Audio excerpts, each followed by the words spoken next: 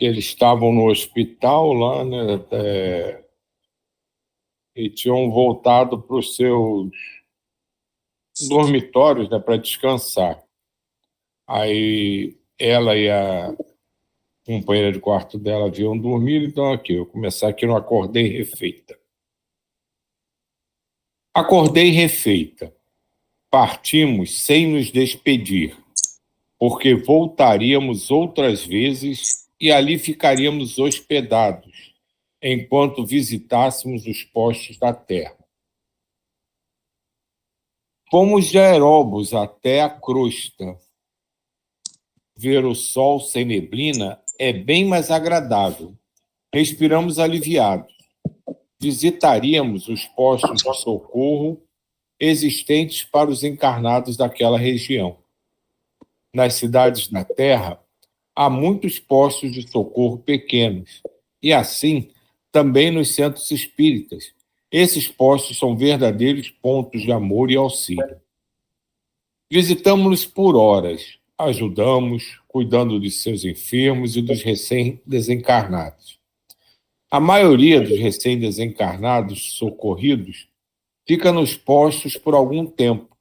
Depois, ou eles são levados para serem doutrinados nas reuniões dos centros espíritas, ou vão para outros locais e são transportados para postos maiores ou colônias.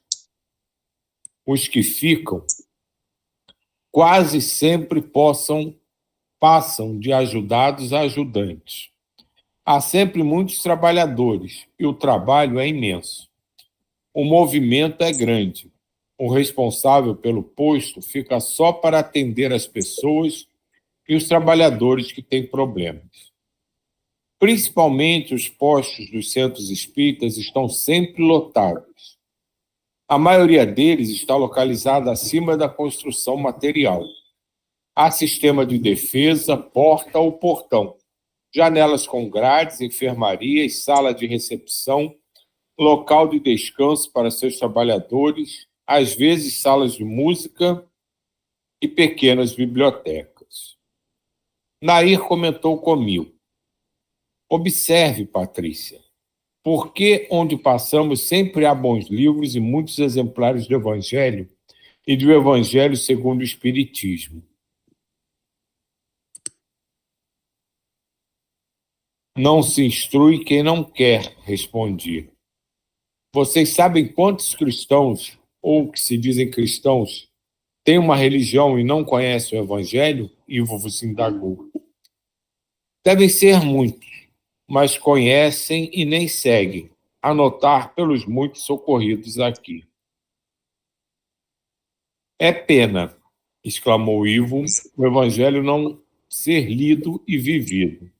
Isso é interessante, né? Porque é aquela coisa que a gente aprende para tudo, né? A teoria é uma coisa, a prática é outra, né? Em qualquer ramo que a gente vá se envolver, existe isso. Tem toda uma teoria, toda uma forma de fazer a coisa, toda uma exaltação em cima daquilo, mas muitas e muitas vezes aquela teoria não é aplicada na prática, porque aí envolve outras coisas, né? Desejos, vontades, necessidades que a gente acha que tem, apelos do mundo ao nosso redor. E isso é uma coisa que a gente precisa trabalhar muito, né? Colocar a nossa teoria ao lado da nossa prática, né? Para os dois andarem juntos. Senão a gente fica só nessa coisa do vou fazer, vou mudar, vou seguir isso, vou seguir aquilo, mas na hora de executar, a gente olha para o lado, olha para cima, olha para baixo, se distrai com isso, se distrai com aquilo. Então, é uma tarefa muito complicada botar a teoria que a gente tem andando no mesmo passo da nossa prática. Mas é aquela coisa do dia a dia, né? Um passinho de formiga de cada vez, mas sem parar de se esforçar. Eu achei interessante quando fala dessa questão da leitura, né, e dos cristãos, né, é que, na verdade, mais uma vez, para mim, uma prova de reencarnação é que, assim, muitas pessoas viram para mim e perguntam assim: "Ah, você já leu a Bíblia? Você isso?" No e quando as pessoas narram algum episódio da Bíblia, eu acesso esse episódio, eu de alguma forma, eu já ouvi eu nunca li a Bíblia, eu nunca peguei a Bíblia para ler. O Evangelho do segundo o Espiritismo já, porque a gente desde pequena fazia, evangelho no lar, sempre lia, né. Mas a minha sensação de conhecimento da Bíblia vai além desse conhecimento de hoje, da diva encarnada de hoje. E eu acho que aqui com a maioria das pessoas, porque essa questão, né, que todo mundo fala judaico-cristã, que está tão apegada às pessoas, né, que as pessoas trazem, inclusive as pessoas que não acreditam, né, que são os ateus, graças a Deus, de alguma forma, tudo isso está muito entranhado dentro de nós, né, de tal forma que tem acessos a essas memórias. E aí mostra, assim, que a gente pode ter esse conhecimento, mas não pratica esse conhecimento. E por isso esses retornos à nossa, né, à nossa experiência terrena. Diga, Jay. Eu só queria falar que eu já tentei ler a Bíblia e eu achei horrível. Não tem lógica aquilo, é uma coisa muito estranha. Não tem didática, não tem nada. Um monte de palavras. E aí o que acontece? Mas nós temos uma vantagem. Todos os livros espíritas, muitos deles, principalmente de Emmanuel, começa no início assim, do capítulo, sempre tem um texto bíblico. E muitas vezes ele pega aquele texto e discerne, entendeu? Isso ajuda a nos enriquecer. E nós temos muito conhecimento da Bíblia em virtude desses textos que nós já lemos muitos. Em quase todos os segmentos que a gente pega de algum livro para ler, sempre tem, assim, uma passagem bíblica. E aí fica mais fácil. É só isso que eu queria falar. E vi outra informação. Vem de lá para cá, é uma visão espiritual que é muito mais apurada do que muitos seres humanos. É só isso. Isso que a Dilma estava falando, eu achei interessante, que de alguma forma eu vivenciei isso. Será que a gente, às vezes, não vivencia situações semelhantes a isso, mas de outra forma, e faz a associação? A gente pode até já ter vivenciado aquela situação específica, né?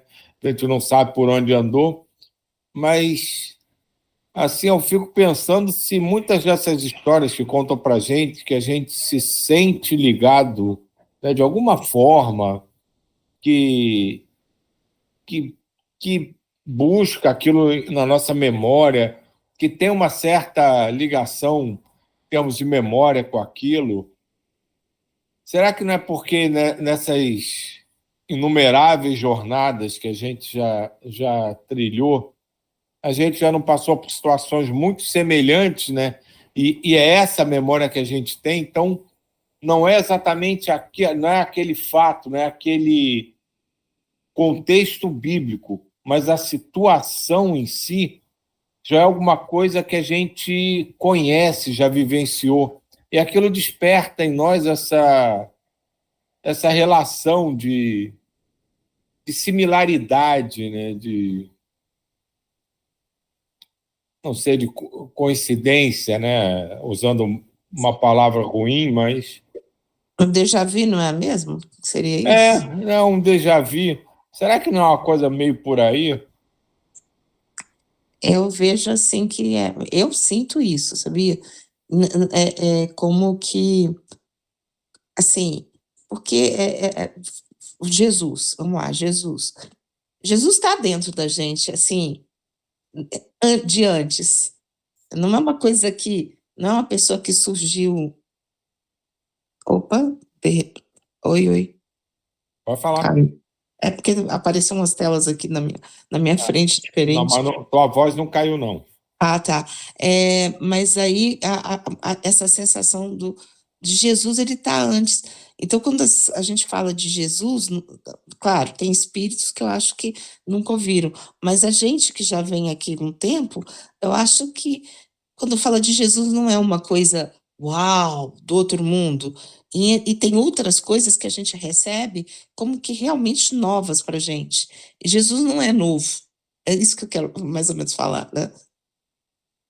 Não é, porque a gente às vezes fica aqui falando, nossa, esse livro é de não sei quando e está falando uma coisa que é atual e que já vem repetindo. Quando a gente fala isso, as mensagens, os livros, eles repetem mais ou menos o mesmo tema, a temática, para a gente fixando.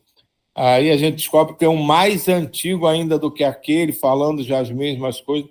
Se a gente vê isso escrito, por que não já ter vivenciado essas experiências todas, mas ainda não sedimentadas? Mas quando elas são trazidas como um gatilho, a nossa memória relembra. Pô, eu já passei por isso aqui, eu já ouvi isso aqui, eu já vi, já senti. Porque pode ser que a gente já tenha passado, vivido, sentido, ouvido, tudo isso mesmo.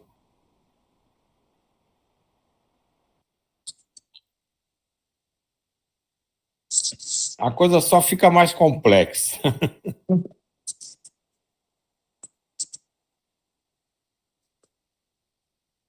Estávamos num posto, todos atarefados, quando escutamos Cida gritar. Levei tamanho susto, que fiquei parada por segundos. Depois corri também. Cida estava na sala da frente, a de curativos. Frederico veio tão depressa que tombou com flor azul. Calma, Cida. Que houve? Indagou Frederico. Entrou um homem aqui. Roubou um esparadrapo e saiu correndo. Ufa! Frederico exclamou aliviado. Acho que gritei à toa, disse Cida sem graça. À toa e escandalosamente, Cida, disse Dona Isaura carinhosamente. Não precisava fazer a gritaria. Peço-lhe desculpas, disse Cida. O irmão que pegou o esparadrapo não passará pelo portão, só se o porteiro deixar. E muitas vezes deixa. Ele entrou aqui querendo objetos para fazer um curativo. Às vezes nele ou em companheiros.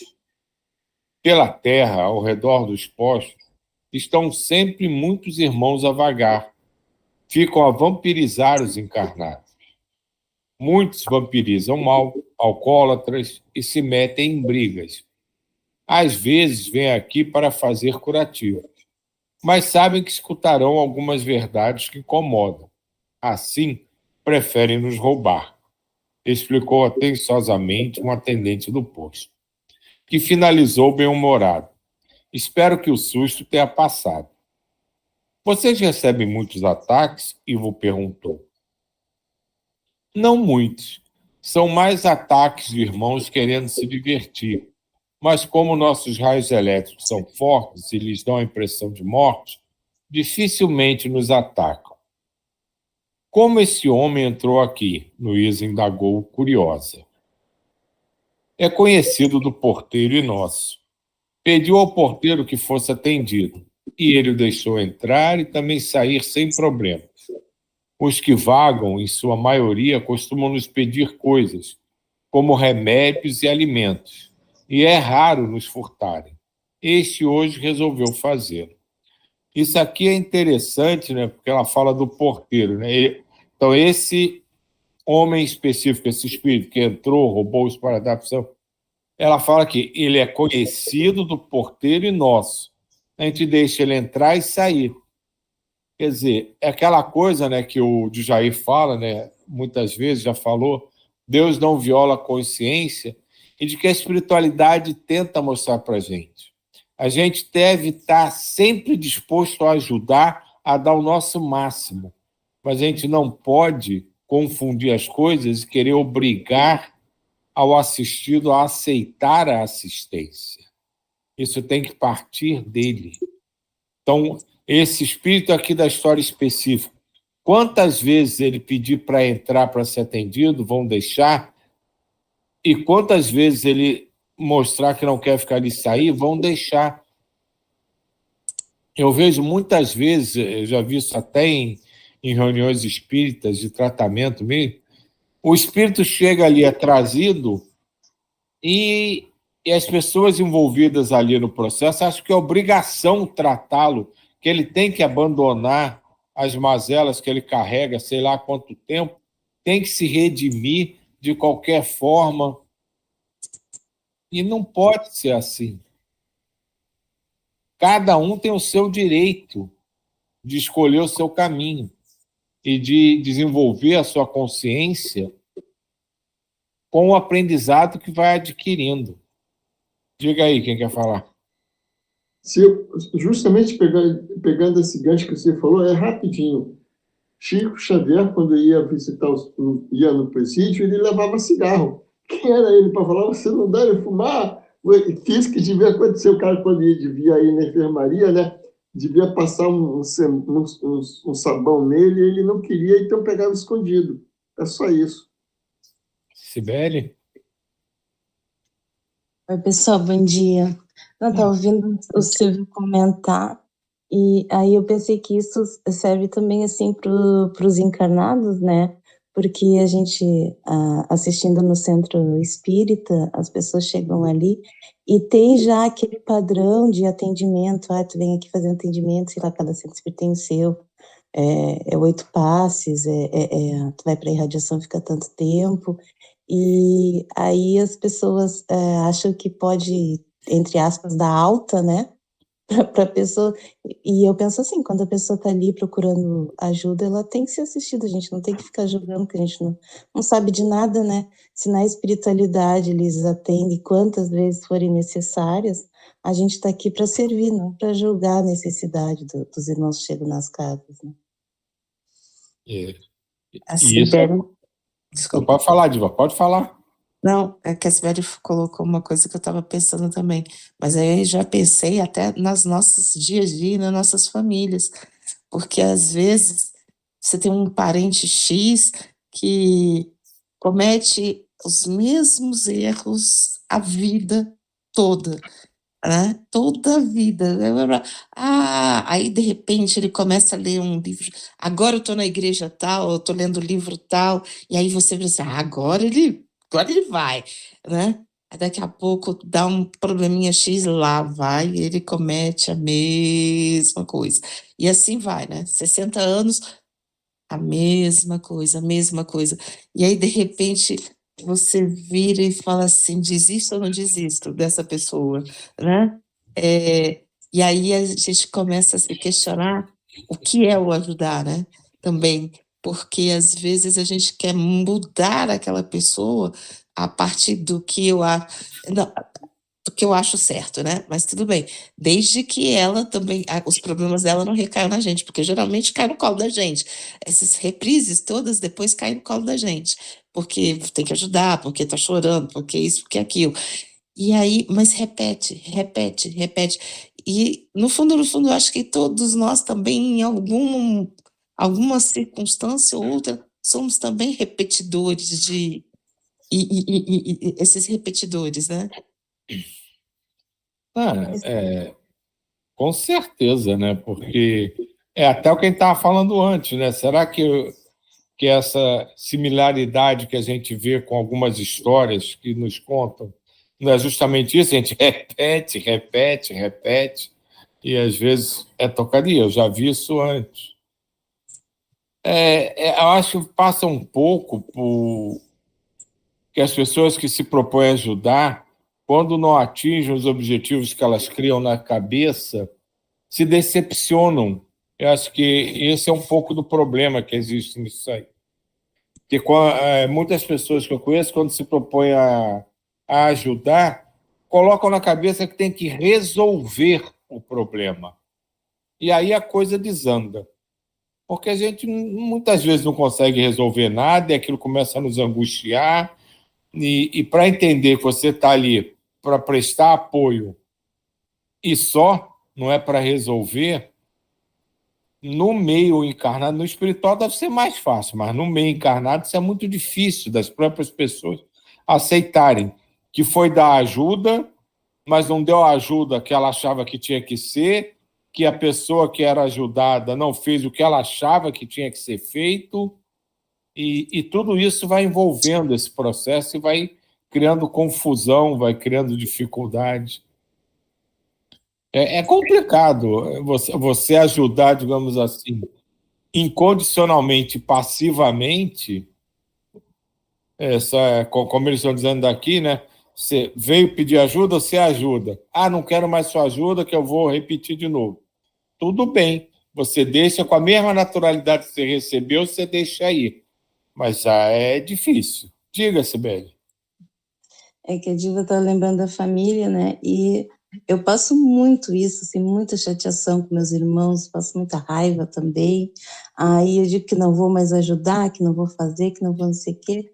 Mas isso, a minha relação com eles como irmã. Agora, em relação à assistência espiritual, eu nunca deixei de pedir, né? Nunca deixei, porque eu acho que é outra coisa que eu acredito que a espiritualidade sabe muito melhor que tipo de ajuda eles precisam, né? Então, essa parte nunca deixei de fazer. E quando as pessoas falam assim que o anjo da guarda da gente se afasta, né? E que tipo cansa quando a gente erra muito. Eu não acredito nisso. Pode vir escrito em 1000 livros, pode vir alguém mandar mensagem psicografar, pode vir o meu anjo da guarda aqui na frente dizer que vai existir. Eu não acredito, porque quando a gente encarna, a principal tarefa deles é nos guiar. O fato deles não interferirem nas nossas decisões não quer dizer que eles deixam de dar a assistência que a gente precisa, eu não acredito nisso. Quando a gente der uma brecha, eles vão vir e vão fazer o que for necessário para nos trazer de volta a razão, né? Eu penso assim, então, eu peço onde for, mando mensagem, peço oração, peço irradiação, onde me mandam um link, eu peço de novo. Eu devo estar com a minha conta lá do outro lado imenso, de tanto que eu já pedi nessa vida, mas esse tipo de coisa, por enquanto, eu tenho fé, sabe? Que eles não abandonam a gente nunca. Eu concordo com você plenamente, Sibeli, porque você já pensou? Põe a gente encarnada aqui na Terra e deixa a gente sozinho? Nem pensar. Olha, já estou eu colocando no colo deles. Mas assim, não pode. Tem que estar dando apoio para a gente, porque a experiência, até pela nossa infantilidade, né? Tem que ter não é só um anjo da guarda, não. Acho que tem que ter uma turma de anjos Não, é nos uma apoiando. equipe, né? Na verdade, é uma equipe, que a gente faz tanta bobagem que um só não dá conta. Mas eu concordo plenamente, totalmente com a Sibeli. Essa coisa de pensar em desistir é da gente encarnado. Eles não desistem nunca. Eles têm uma paciência infinita. Porque aí é que acho que é a questão. Para a gente aqui, pode parecer que desistiram da gente, né? Me abandonaram. Então a gente tem essa ideia da desistência. Mas eles estão esperando só, como você disse, o melhor momento. A gente abrir a frechinha, da mesma forma que a gente abre as brechas e a desarmonia nos alcança, a luz, a paz, o amor, também quando a gente dá chance, eles vêm com toda a força. O processo é igual, a dinâmica é a mesma. E desistir da gente, isso aí eu estou com a Sibeli em gênero, número e grau. Eles não fazem isso nunca. O que eles podem aparentar distância é aguardar o melhor momento de nos acolher novamente.